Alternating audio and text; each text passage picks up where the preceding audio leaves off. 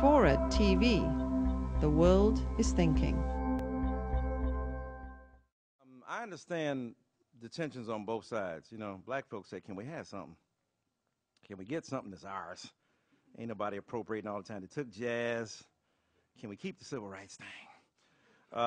Everybody ain't black. Now, here's the thing that I think a lot of black people miss, is that it's real flattery for people to try to compare themselves to black people. You know, hey, we want to be black. We're down like them. It's an insult to a lot of black people like, hey, it ain't the same thing, though, dog. So slow down with that. What's interesting to me, though, is that many African-American people forget that the civil rights movement itself was borrowed, right? Then pay some royalties to Mahatma Gandhi, because that's where King got it. So I'm sure the Indian people go like, you ripping us off, man. Like, that King stuff was sampled. Like, you like ripping us off. Like, we pay it to sing, not to bling. All right, so, excuse me, sing. And I ain't mad. I mean, the point is that it's always promiscuous. You're borrowing from a culture of opposition. Gandhi, South Africa, fighting. Gandhi, turning a nation around.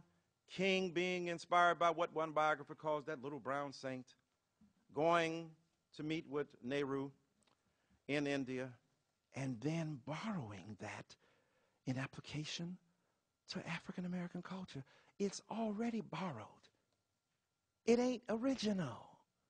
Now, what's original is what King did with it, right? Because King borrowed a whole bunch of stuff and a bunch of words. I don't want to get into that. You know, he ripped it off, he stole it. Well, the person whose dissertation he sampled said, I regret that I have but one dissertation to give to Dr. King. I wish I had more things to offer to him. Because when he finished King Eyes in it, it was cold, right? When you know, look, 50 years ago, a great American in whose symbolic shadow we stand today signed the Emancipation Proclamation. 50 years ago, great American in whose symbolic shadow we stand today, well, signed the Emancipation Proclamation. Yes, yes. This momentous decree came. Now, he didn't rip that off. I'm just using that as an example. Style is important. Black people think that black people have style over substance. No, style becomes a vehicle for substance. When Michael Jordan put the ball through his leg and around his head, he's still scoring 2 points. That's still substance. He still won 6 championships, player. So what's interesting is that when it comes to appropriation, black people are sensitive because we've been rarely able to own much, and so we feel proprietary over something that's already sampled. But we don't know the intellectual origins of it. We just know the existential and the moral claims that we make. I think that gay people do black people a favor. And first of all, what are we forgetting here? Some gay people happen to be black. Duh. It is not like they told them, oh, you're gay. You don't have to go to the back. Stay up front with us. Because you're looking awful delicious today. You go to the head of the bus. I don't make the news. I'm just reporting right here. Oh, no. They ain't got no exemption. James Baldwin spoke for black people as a black gay man. Barbara Smith now, Audre Lorde.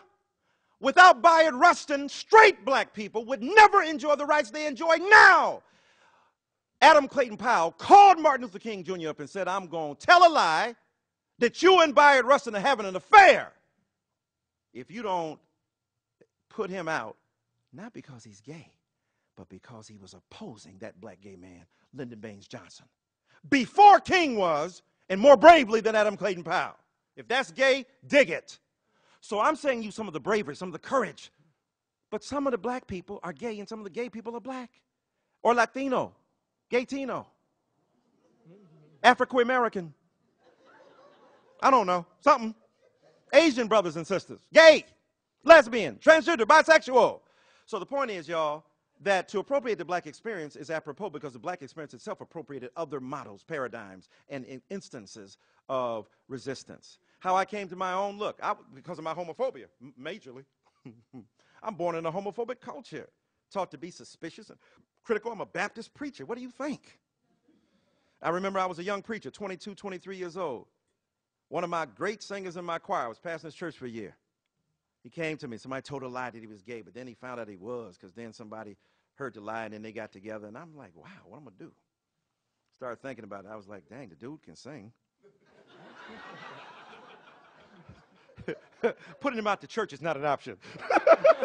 Because them whack-ass heterosexuals cannot blow. I ain't seen no gay money turned down in the black church. We don't take gay money here. I ain't never seen it. The only funny money they don't want is change. So it's been a struggle. I struggle against my homophobia now, right? Defend gay people, I don't want to see it, right? I don't want to see that perform. People say, I don't want you to put it in my face. Well, you know, heterosexism is like whiteness. It's dominant, therefore it's rendered invisible. So we don't even pay attention to the codes that are enculturated in us, that are deeply inscribed in our subconscious, that we take for granted as the myth of the given. That's what we start with. So gay and lesbian and transgender bisexual people are against that. And look, I pick at people in my family. You got people in your family. They're human beings.